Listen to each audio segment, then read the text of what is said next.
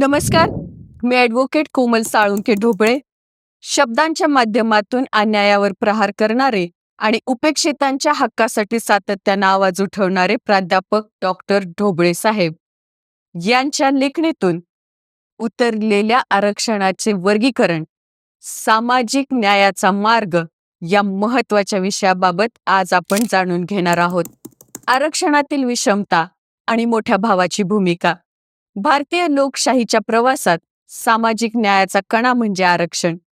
संविधानानं अनुसूचित जाती आणि जमातीसाठी आरक्षणाची दारं उघडली. ती या समाजातील शेवटच्या घटकापर्यंत प्रगतीची गंगा पोहोचावी या उद्देशानं. मात्र आज आरक्षणाच्या अंमलबजावणीचे हे चित्र समोर येते ते चिंताजनक आहे. मूळ उद्देशाला हरताळ फासला जात असून आरक्षणाचे लाभ एका विशिष्ट वर्तुळापुरतेच मर्यादित राहिलेले आहेत. आरक्षणाची संकल्पना ही एका कुटुंबासारखी आहे, जिथं सक्षम झालेला मोठा भाऊ लहान भावाला मदतीचा हात देतो. परंतु वास्तव याच्या उलट आहे. देशातल्या 60 जातींमध्ये थोरला भाऊ म्हणून घडी मोडण्यासाठी सवलतीचा शर्ट नेला, तो परत आणून दिलाच नाही. आता बोला, आपलेच दात आणि आपलेच ओठ, रागावणार कोणावर?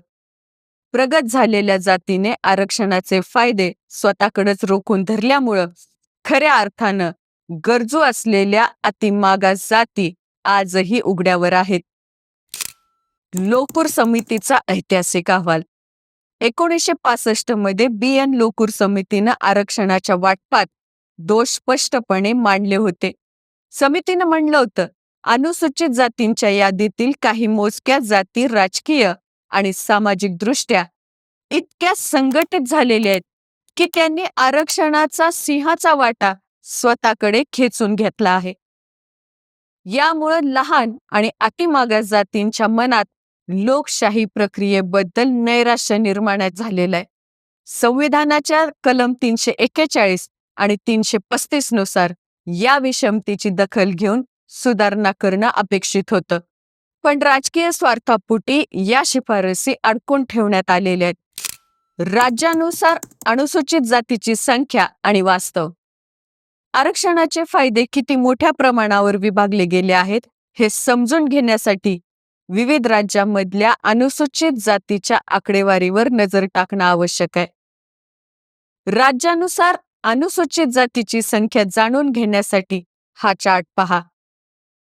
आंध्र प्रदेश 61, आसाम 16, बिहार 57, गुजरात 36, हरियाणा 37, हिमाचल प्रदेश 57, झारखंड 22, कर्नाटक 102, केरळ 59, मध्य प्रदेश 48, महाराष्ट्र 59, मणिपूर 7, मेघालय 16, ओरिसा 95, पंजाब 39, राजस्थान 59, तमिळनाडू 76, त्रिपुरा 34, उत्तर प्रदेश 66, पश्चिम बंगाल 60, मिझोराम 16, गोवा 5, छत्तीसगड 44, उत्तराखंड 65, तेलंगणा 59, दिल्ली 36, चंदीगड 36, दमण आणि दीव 5, जम्मू काश्मीर 13, दादरा आणि नगर हवेली 4, पॉंडिचेरी 16, सिक्कीम 4. ही आकडेवारी पाहता लक्षात येतंय की शेकडो उपजाती असूनही लाभ घेणाऱ्यांची संख्या 60 पेक्षाही कमी आहे. यातील केवळ 5 ते 10% जातींनाच आरक्षणाचा वारंवार लाभ मिळत आहे. वर्गीकरण, सामाजिक न्यायाचा मार्ग. मंदाकृष्ण मादिगा यांच्या नेतृत्वाखाली सुरू झालेला संघर्ष हा कोणा एका जातीच्या विरोधात नाही, तर तो न्याय वाटपासाठी आहे. अ, ब, क, ड अशा गटांमध्ये आरक्षणाची विभागणी केल्यास अतिमागास जातींना हक्काचा वाटा मिळेल.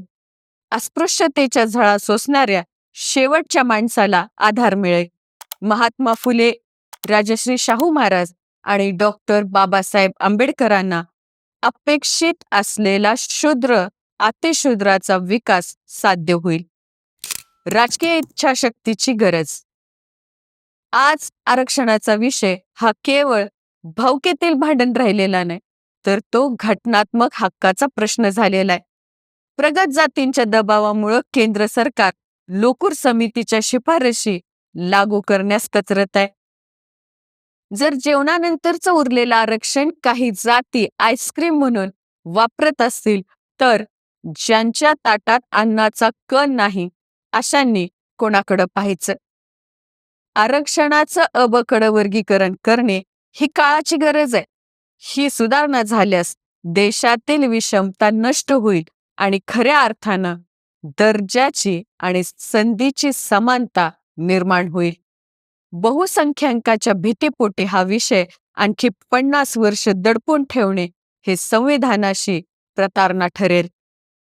आता वेळ आलेली आहे की डॉक्टर बाबासाहेब आंबेडकरांचे पाईक म्हणून आपण या अन्यायाविरुद्ध उभं राहिलं पाहिजे आणि उपेक्षितांना सत्तेत आणि संपत्तीत वाटा मिळवून दिला पाहिजे.